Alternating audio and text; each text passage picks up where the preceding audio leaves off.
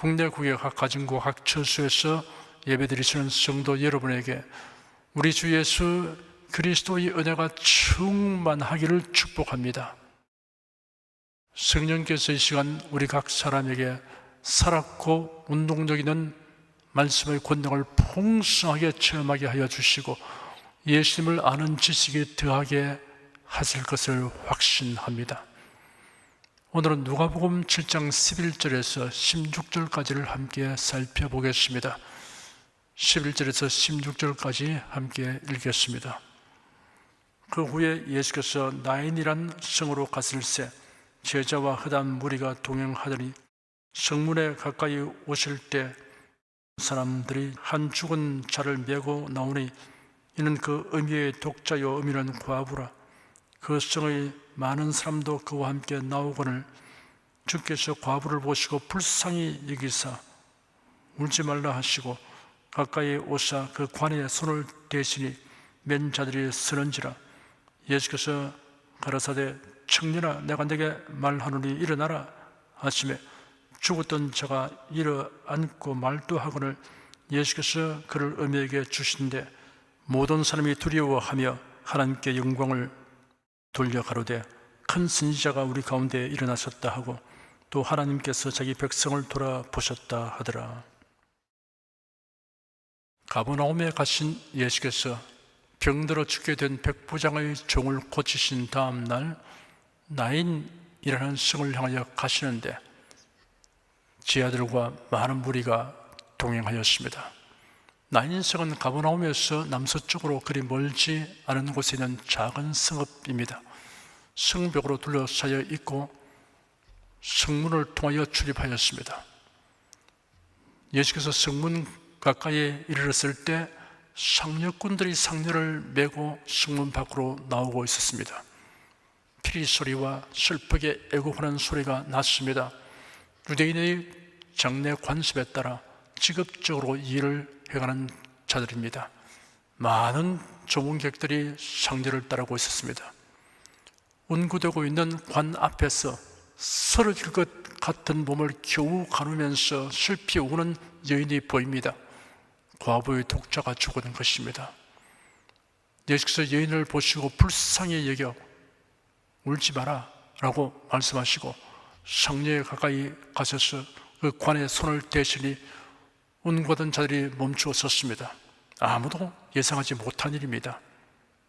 시신은 대체로 세마포로 감싸고 얼굴은 수건으로 덮었습니다. 가난한 사람의 상녀는 버들가지로 만든 뚜껑 없는 관에 시신을 담은 것입니다. 상녀의 앞뒤에 손잡이가 있고 상녀꾼들이 이를 잡고서 운구하였습니다. 예수께서 청년아 내가 네게 말한다 일어나라 라고 말씀하시니 죽었던 청년이 일어나 앉고 말도하였습니다. 예수께서 살아난 청년을 그의 어머니에게 돌려주었습니다. 그 여인은 꿈을 꾸는 것 같았습니다. 극한 슬픔으로 인하여 흐르던 눈물이 즉시 기쁨의 눈물이 되었습니다.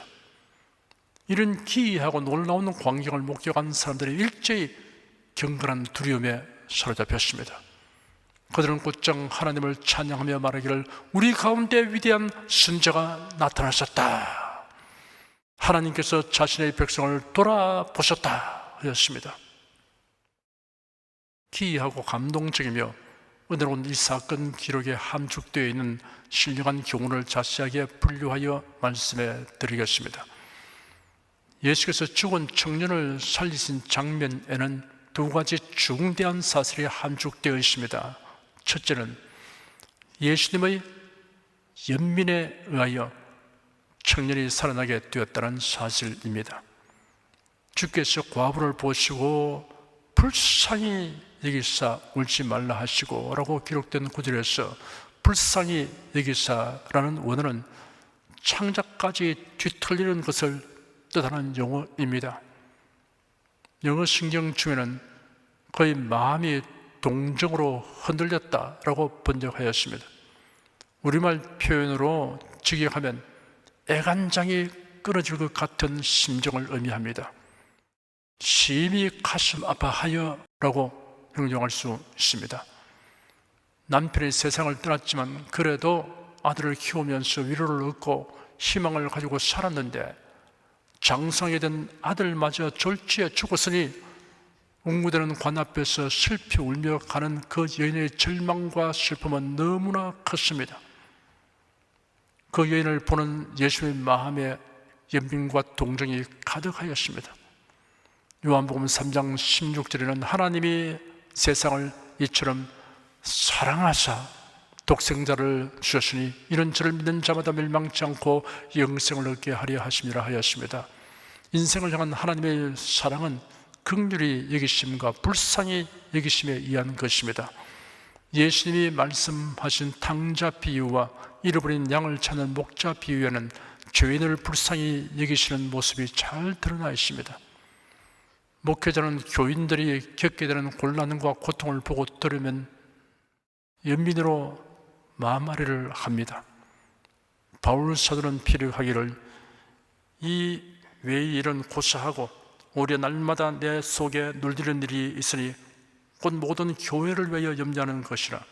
누가 약하면 내가 약하지 않으며 누가 실족에 되면 내가 애타하지 않느냐 하였습니다. 설교를 작성할 때는 여러 형편에 있는 성도들을 고려하여 한 문장 한 단어까지 세심하게 검토하게 됩니다. 특히 고난으로 인하여 고통과 슬픔이 있는 분을 염두에 둡니다. 세상에 사는 동안에 슬픈 일을 전혀 겪지 않는 사람은 없습니다. 그러므로 제가 신유 기도할 때마다 슬픔을 당한 분들에게 주님께서 그 슬픔보다 더 큰 위로를 주시기를 간구합니다. 인생을 불쌍히 여기시는 하나님이 나와 함께 하시고 때를 따라 보살피신다, 나는 외톨이가 아니다 라는 생각은 슬픔을 딛고 일어서게 하는 용기와 힘이 됩니다. 어떤 심리학자가 어린 사슴으로 실험했습니다. 풀밭에 전기가 통하는 철조망을 두르고 그 안에 어린 사슴 한 마리를 두었습니다. 어린 사슴은 밖으로 나가려고 하다가 전기 충격을 받고 놀라 다시 가운데로 돌아왔습니다. 이렇게 여러 번 시도하다가 나중에는 그만 두려워서 떨며 꼼짝 못하고 그 자리에 묶인 듯 앉아 있었습니다. 그러자 철조망을 치웠습니다. 그래도 꼼짝하지 않고 있었습니다. 이어서 다르게 실험을 했습니다. 이번에는 전기 철조망 속에 어린 사슴을 두되 어미 사슴과 함께 두었습니다. 어린 사슴이 뛰어나가려다가 역시 전기 충격을 받고 놀라서 물러났습니다. 그런데 얼마 후 철조망을 치우니 아무 두려움 없이 뛰어나갔습니다. 똑같은 환경이었으나 두 마리의 어린 사슴이 반응한 결과는 전혀 달랐습니다.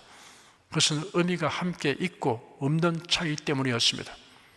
어미가 함께 있다는 생각 때문에 그 사슴은 전기 철조망에 닿고도 심하게 위축되지 않았습니다. 철조망이 제거된 것을 보고는 힘차게 달려나갔습니다. 사슴의 반응하는 행동 결과를 사람에게 적용하는 교훈으로 삼는 것은 적절치 못하다고 지적할 수 있겠지만 성경에는 동식물 심지어 미물을 통하여서도 지혜를 얻고 교훈을 삼으라고 말씀하셨습니다. 잠언서에는 게으른 자여 개미에게로 가서 그 하는 것을 보고 지혜를 얻으라. 개미는 두령도 없고 간역자도 없고 주권자도 없어되 먹을 것을 여름 동안에 예비하며 추수 때 양식을 모으느니라. 게으른 자여 네가 어느 때까지 눕겠느냐? 네가 어느 때 잠이 깨어 일어나겠느냐? 좀 더 자자, 좀 더 졸자, 손을 모으고 좀 더 눕자 하면 네 빈궁이 강도같이 오며 네 곰핍이 군사같이 이르리라.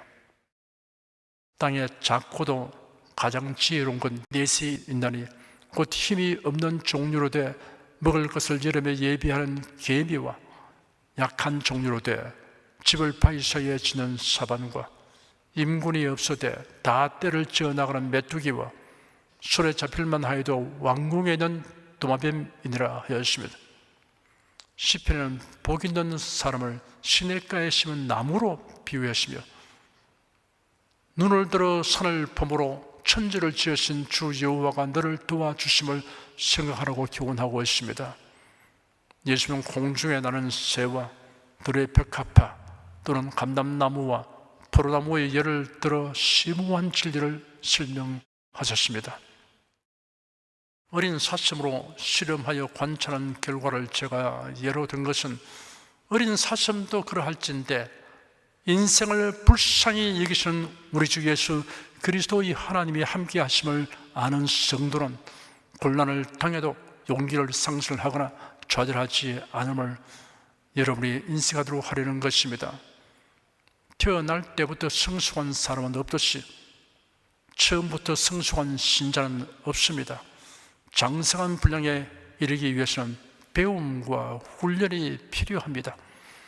고난과 슬픔의 경험은 이러한 교육과 훈련을 받기 위해 지불해야 될 대가이며 수업료입니다. 사랑하는 성도 여러분께서 하나님의 말씀과 성령님의 인도하심을 따라 살아가신다면 고난과 슬픔을 겪더라도 이상한 일로 여기거나 당황하지 마십시오. 내가 성숙한 세상에 이르기 위해 겪어야 할 단련이다 라고 생각하며 고난과 슬픔이 가져오는 유익을 모두 취하게 되기까지 감사와 인내로 전진하십시오. 고난과 슬픔을 신앙 성숙으로 승화시키는 신자들의 신앙 고백에 속하는 찬송가 중에 우리가 즐겨 부르는 찬송이 있습니다. 주여 나의 가진 모든 것을 드립니다. 아무리 나 혼자서 몸부림쳐 봐도 인간의 힘만으로는 어찌할 수 없어 주만 의지합니다. 주만 의지하니 성령으로 충만함 주시옵소서.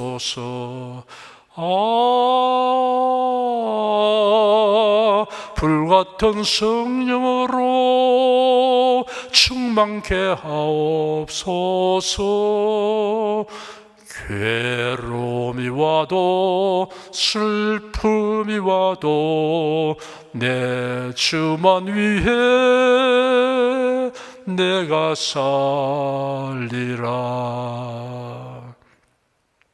시편 103편 13절에는 아비가 자식을 불쌍히 여김 같이 여호와께서 자기를 경외하는 자를 불쌍히 여기시니라고 기록되었습니다. 복음서에 기록된 예수님의 행적에는 병든 자, 공경에 처한 자, 슬픔에 처한 자들을 보실 때 예수께서 불쌍히 여기시다고 기록되어 있습니다. 예수께서 나오사 큰 무리를 보시고 불쌍히 여기사 그 중에 있는 병이를 고쳐주시니라. 마태복음 14장 14절입니다. 예수께서 제 아들을 불러 가라사대 내가 무리를 불쌍히 여기노라. 저희가 나와 함께 있은지 이미 사흘임에 먹을 것이 없도다. 길에서 기진할까 하여 굶겨보내지 못하겠노라. 마태복음 15장 32절입니다. 저에게 이르시되 집으로 돌아가 주께서 네게 어떻게 큰 일을 행하사 너를 불쌍히 여기신 것을 네 친속에게 구하라 하신데 마가복음 5장 19절입니다. 예수께서 나오사 큰 무리를 보시고 그 목자 없는 양 같음을 위하여 불쌍히 여기사 여러 가지로 가르치시더라. 마가복음 6장 34절입니다. 주께서 과부를 보시고 불쌍히 여기사 울지 말라 하시고 오늘 본문인 누가복음 7장 13절입니다. 저와 여러분이 복음을 듣고 믿어 구원을 얻게 된 것은 하나님의 긍휼과 불쌍히 여기심이 그 밑바탕에 있습니다. 우리 자신이 내세울 것은 전혀 없습니다. 히브리서 4장 16절에 기록되기를 그러므로 우리가 긍휼하심을 받고 때를 따라 돕는 은혜를 얻기 위하여 은혜의 보좌 앞에 담대히 나아갈 것이니라 하였습니다. 둘째는 예수님의 무한하신 권능에 의하여 청년이 살아나게 되었다는 사실입니다. 성경에는 죽은 자가 살아나게 된 사건이 여러 번 기록되어 있습니다. 선지자와 사도들의 사명 수행에서 일어난 일입니다. 구약 성경에는 엘리야 선지자와 엘리사 선지자와 관련된 사건 기록이 있습니다. 엘리야 선지자가 아합 왕에게 선포한 대로 이스라엘 땅 그리고 인근 지역에 심한 가뭄이 임하였습니다. 엘리야는 하나님의 지시대로 시돈 땅으로 가서 한 과부의 집에 기거하였습니다. 하나님께서 엘리야를 통해 그 과부의 집에 가뭄이 지나도록 밀가루와 기름이 통해서 계속 생겨나게 하셨습니다. 그런데 과부에게 뜻밖의 사건이 발생하였습니다. 어린 아들이 갑작스럽게 발병하여 위독하게 되더니 죽고 말았습니다. 과부는 큰 충격을 받고 엘리야에게 가서 왜 내게로 와서 나에게 이런 재앙을 받게 하는가라고 항변하였습니다. 엘리야로 인하여 풍성한 양식을 얻게 되자 크게 기뻐했으나 소중한 아들이 죽으니 양식도 다 소용없었습니다. 아들이 죽은 것과 엘리야 선지자는 아무 관련이 없었지만 엘리야는 과부와 다투지 않았습니다. 과부는 초신자에 불과합니다. 과부를 불쌍히 여김으로 그 심정을 이해하였습니다. 상대편의 처지와 슬픔을 머리로서가 아니라 가슴으로 공감하였습니다. 선지자는 자기가 거창한 다르게 죽은 아이를 안고 올라가서 자기 침상에 누이고 여호와께 부르짖어 기도한 다음 그 아이 위에 몸을 3번 펴서 엎드리고 여호와께 부르짖어 나의 하나님 여호와여 원컨대 이 아이의 혼으로 그 몸에 돌아오게 하옵소서 하니 그 아이의 혼이 몸으로 돌아오고 살아났습니다. 엘리야가 그 아이를 안고 다락에서 방으로 내려가서 그 어미에게 주며 보라 네 아들이 살았다 하였습니다. 엘리사 선지자가 갈멜산에서 사마리아로 왕래할 때 자주 수넴이라는 성읍에 들리곤 했습니다. 수넴에 한 부유한 생활을 하는 여인이 있었습니다. 여인이 엘리사 선지자를 집으로 초대하여 음식 대접하기를 매우 기뻐했습니다. 수넴 여인은 남편과 의논하여 엘리사가 명상과 기도와 저수를 할 수 있도록 집의 평평한 지붕에 다락방을 잘 꾸며 제공하였습니다. 자녀가 없던 그 부부에게 하나님께서 아이를 잉태하여 출산하게 하셨습니다. 아이가 무럭무럭 자라서 들에서 추수하고 있는 그 아버지에게 달려갈 정도가 되었습니다. 아마도 5, 6세 정도 된 것 같습니다. 팔레스타인에서는 추수 때가 1년 중에 가장 날씨가 더운 때입니다. 이 아이가 들에서 일하는 아버지에게 갔다가 아마 일사병에 걸린 듯 합니다. 내 머리야, 내 머리야 하고서 고통을 하기에 그 아비가 사환에게 명하여 어미에게 데려가라 했습니다. 아이가 그 어머니의 무릎에 앉았다가 한낮이 되어서 죽었습니다. 그러자 수넴 여인이 아이를 안고 선지자 엘리사가 거처한 다락방에 올라가서 선지자의 침대에 아이를 눕혀 놓은 후 문을 닫고 나왔습니다. 그리고는 나귀를 타고 엘리사가 있는 산으로 달려갔습니다. 엘리사가 와서 그 집에 들어가 보니 죽은 아이가 자기 침상에 누워 있었습니다. 엘리사는 다른 사람이 못 들어오게 문을 닫았습니다. 엘리사는 기도한 후 아이 위에 엎드려서 자기 입을 그 아이의 입에, 자기 눈을 그 아이의 눈에 대고 자기 손을 그 아이의 손에 대고 엎드렸습니다. 싸늘하던 그 아이의 시체가 다시 체온이 승해서 따뜻해지기 시작하더니 아이가 7번 재채기를 하고 눈을 번쩍 떴습니다. 엘리사가 수넴 여인을 불러서 이 아이를 취하라 하니 이 여인이 엘리사의 발 앞에서 땅에 엎드려서 절하고 아이를 안고 나갔습니다. 신약 성경에는 베드로 사도와 바울 사도가 관련된 기록이 있습니다. 요빠에 다비다라 하는 성도가 있었습니다. 다비다는 상당히 부유하였으며 선행과 구제하는 일을 많이 하였습니다. 어느 날 다비다가 죽었습니다. 사람들이 그 시신을 씻어 다락에 안치하였습니다. 유대인의 다락방은 옥상에 있는 넓은 방입니다. 그리고 2 사람을 루따로 보내어 베드로를 초청하였습니다. 다윗의 죽음을 안타깝게 여긴 주위 사람들이 애절한 마음으로 그가 다시 살아나게 되기를 기대한 것 같습니다. 베드로가 도착하여 다윗의 시신이 안치된 다락으로 곧장 올라갔습니다. 그때 과부들이 베드로에게 다윗가 생전에 자기들에게 베푼 선행과 구제 행위를 말하며 그 증거물로 자신들이 팔았던 겉옷과 속옷을 보여주었습니다. 베드로는 사람들을 다 내보내고 무릎을 꿇고 기도하였습니다.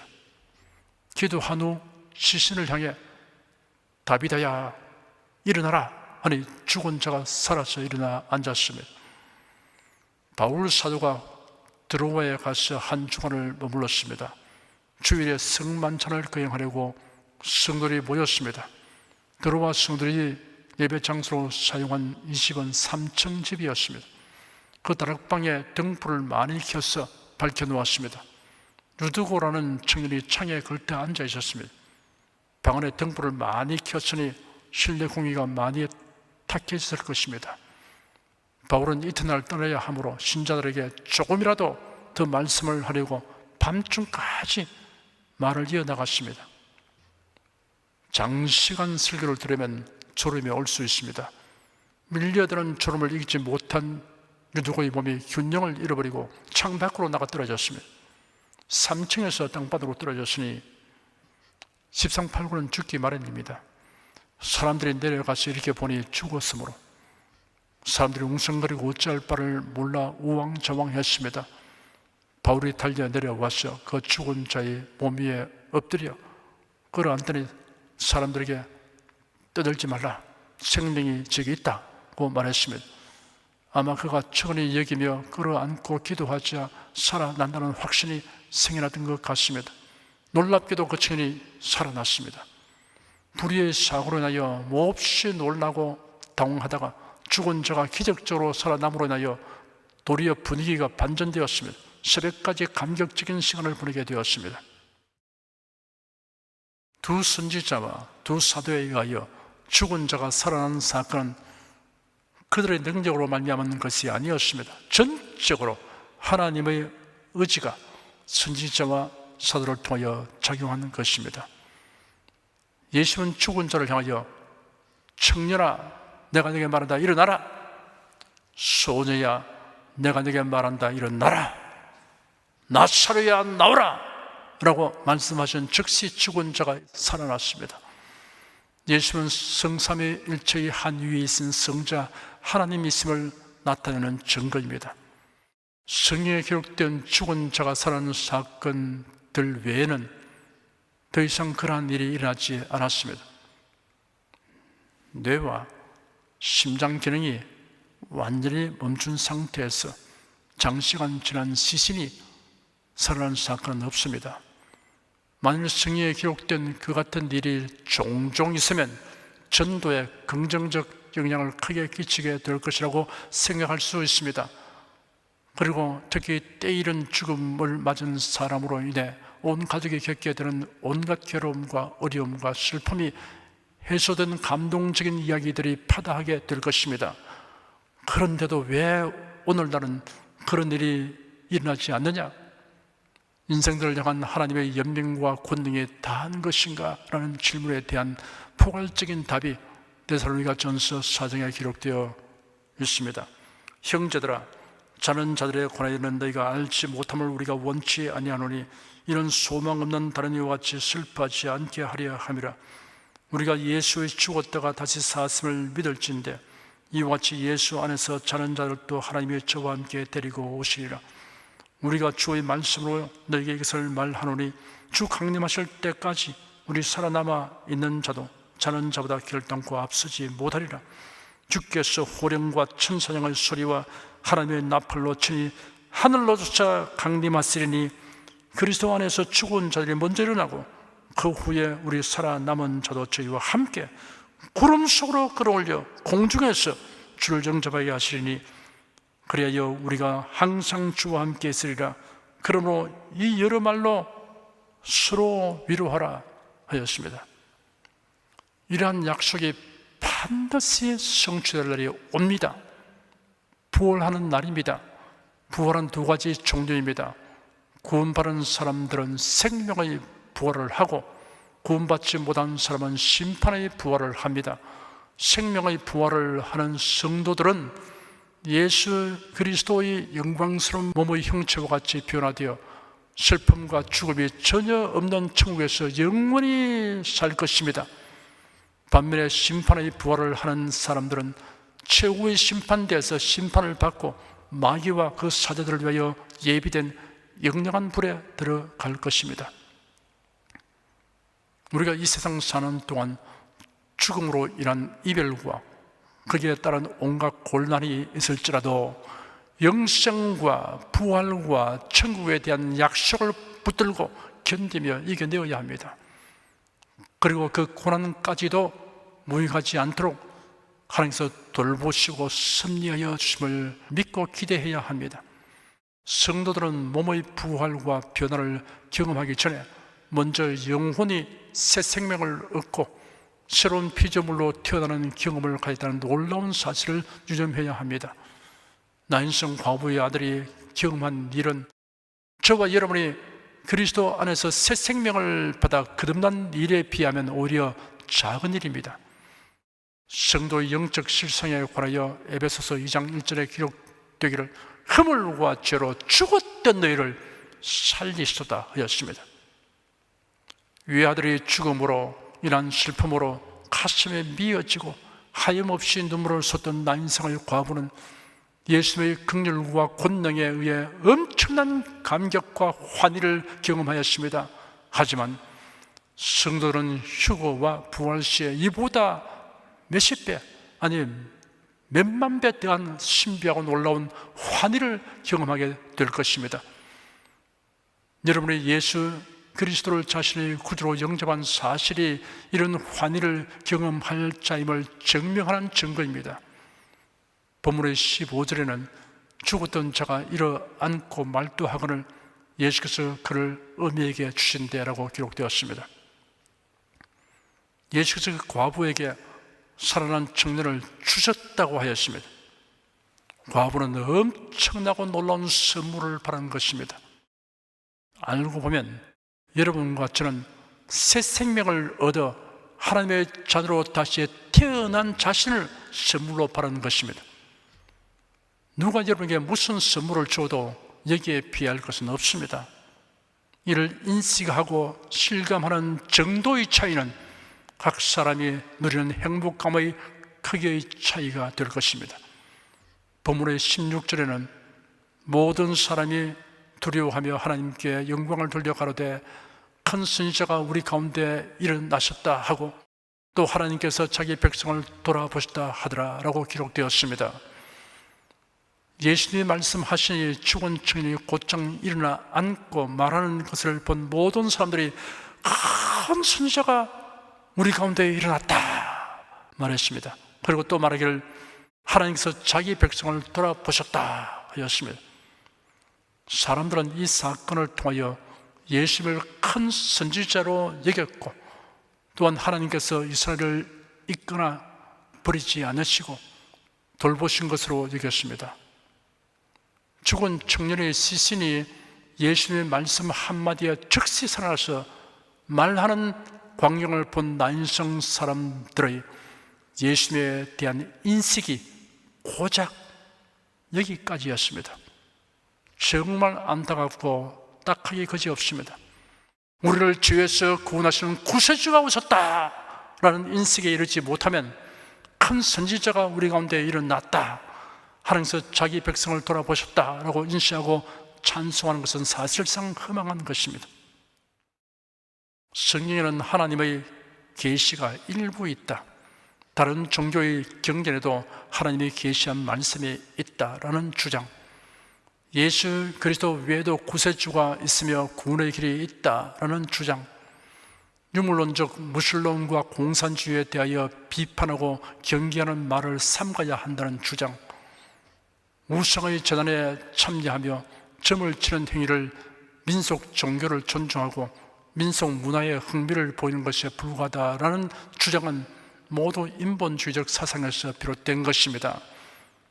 그가 기독교인, 신학 교수, 목사라고 할지라도 성경과 예수 그리스도와 창조주와 예배에 관한 인식이 고작 여기까지면 구원을 얻지 못합니다. 성경은 성령의 감동하심을 받은 사람들이 하나님께 받은 계시를 기록하는 것이다 라는 인식, 예수 그리스도로 말미암지 않고는 구원의 길이 없다라는 인식, 하나님이 만물을 창조하셨다라는 인식, 우상 숭배하거나 점치는 사람은 구원을 얻지 못한다라는 인식에 이르지 못하면 누가 무슨 소리를 해도 허망한 궤변에 불과합니다. 창조주 하나님, 구세주 예수 그리스도, 하나님의 계시가 기록된 성경, 참된 예배에 관한 인식은 100% 성경대로여야 합니다. 99.9%는 존재하지 않습니다.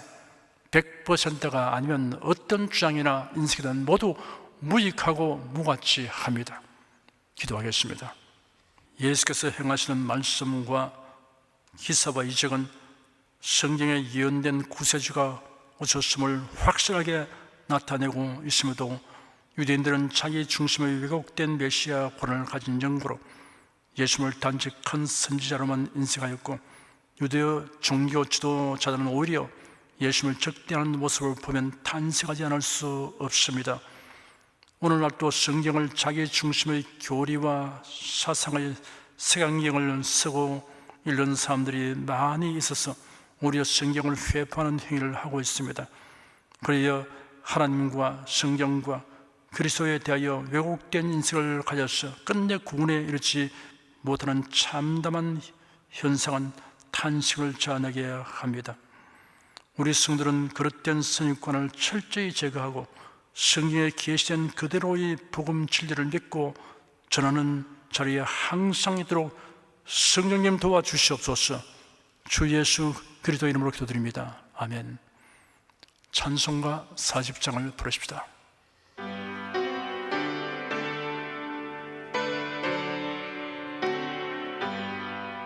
주 하나님 지으신 모든 세계 내 마음속에 그리어볼 때 하늘의 별 울려 퍼지는 외성 주님의 권능 우주에 찬네. 주님의 높고 위대하심을 내 영혼이 찬양하네. 주님의 높고 위대하심을 내 영혼이 찬양하네. 숲속이나 험한 산 골짜기에서 지저귀는 저 새소리들과 고요하게 흐르는 시냇물은 주님의 솜씨 노래하도다. 주님의 높고 위대하심을 내 영혼이 찬양하네. 주님의 높고 위대하심을 내 영혼이 찬양하네. 주 하나님 독생자 아낌없이 우리를 위해 보내주셨네. 십자가에 피 흘려 죽으신 주 내 모든 죄를 구속하셨네. 주님의 높고 위대하심을 내 영혼이 찬양하네. 주님의 높고 위대하심을 내 영혼이 찬양하네. 내 주 예수 세상에 다시 올 때 저 천국으로 날 인도하리. 나 겸손히 엎드려 경배하며 영원히 주를 찬양하리라. 주님의 높고 위대하심을 내 영혼이 찬양하네. 주님의 높고 위대하심을 내 영혼이 찬양하네.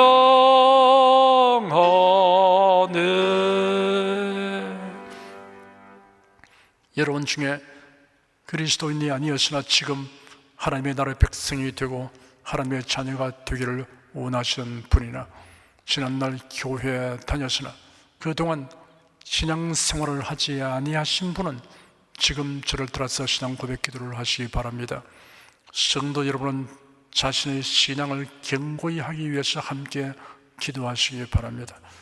하나님 아버지, 저를 불러주니 감사합니다. 예수께서 십자가에 못 박혀 죽으시고 죽음에서 부활하심으로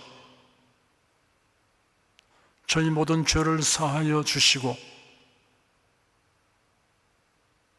저를 구원해 주니 감사합니다. 예수님은 나의 구세주이시며 하나님이시며 주님이심을 믿고 고백합니다. 하나님을 변함없이 경외하고 사랑하고 의지하며 살겠습니다. 힘써 복음을 전하며 살겠습니다. 예수님 이름으로 기도드립니다. 아멘. 여러분 가슴에 손을 얹으십시오. 우리 기도를 응답하시는 하나님을 앙망하시기 바랍니다. 병약한 분들은 아픈데 믿음의 손을 얹으십시오. 주 성령께서 우리 가운데 임하여 계십니다. 예수님의 사랑과 능력과 대속의 은혜로서 우리를 치료하여 주십니다. 성령의 나타남과 능력으로 표적과 기사를 베풀어 주십니다. 나는 너희를 치료하는 여호와임이라. 예수께서 가르치시며 천국 복음을 전파하시며 모든 병과 모든 약한 것을 고치시니라. 너희 중에 병든 자가 있느냐? 위하여 기도할지니라. 믿음의 기도는 병든 자를 구원하리니 주께서 저를 일으키시리라. 병 낫기를 위하여 서로 기도하라. 이러한 성경 말씀에 의거하여 우리가 하나님께 신주를 간구하오니 응답하여 주시옵소서.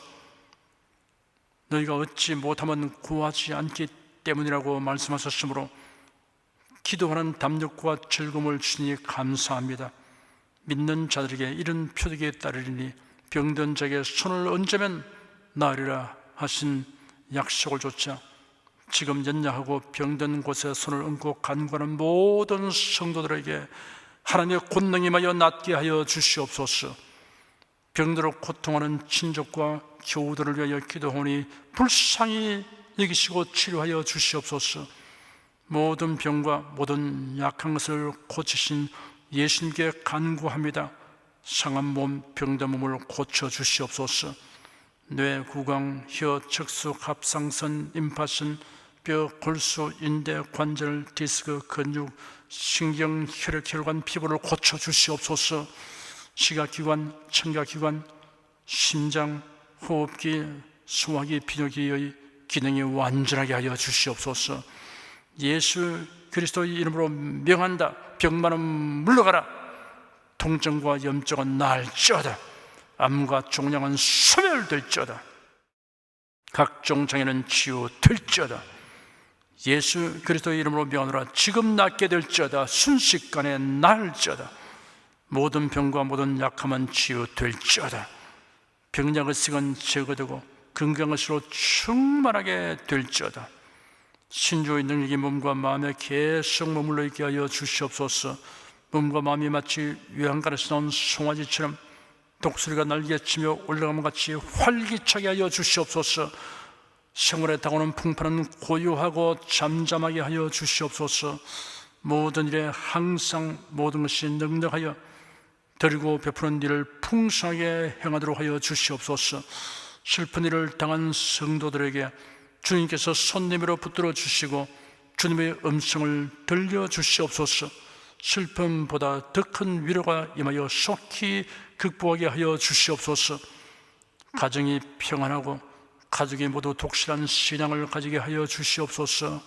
탁월한 지혜와 명철을 주셔서 모든 일을 바르게 분별하고 판단하며 선택할 수 있게 하여 주시옵소서. 어쩌나 오늘이나 동일하신 예수께서 지금도 우리를 용서하시고 치유하시며 위로하여 주시니 감사합니다. 예수 그리스도의 이름으로 기도드립니다. 아멘. 내 믿음대로 될지어다. 기쁘고 감사한 마음으로 예물을 드리십시다. 사랑과 은혜가 충만하신 하나님, 지난 한 주간도 하나님의 은혜 가운데 살게 하시고 오늘 주일 예배로 신령과 진정의 예배를 드리게 하시니 감사합니다. 이 시간 설교를 통하여 은혜와 진리의 말씀을 듣고 깨닫게 하시니 감사합니다. 우리가 주님의 말씀대로 행하며 살기 원하오니 권능의 손길로 도와주시옵소서. 주님께서 베풀어 주신 은혜에 감사하며 정성껏 예물을 드리오니 기쁘게 받아 주시옵소서. 우리 주 예수 그리스도의 이름으로 기도드립니다. 아멘.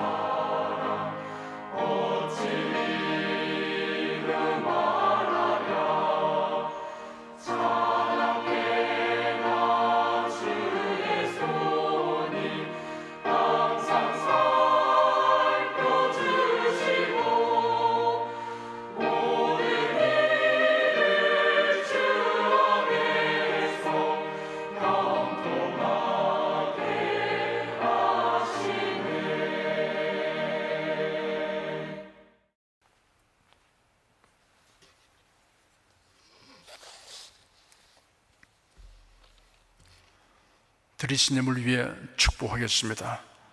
하나님께 감사헌금, 11조 건축헌금, 선교헌금, 일천교회 설립헌금을 드렸습니다. 향기로운 예물로 연락해 주시고 우리 성도의 모든 산업을 풍성하게 하여 주시옵소서. 예수 그리스도 이름으로 기도드립니다. 아멘. 성령 부르겠습니다.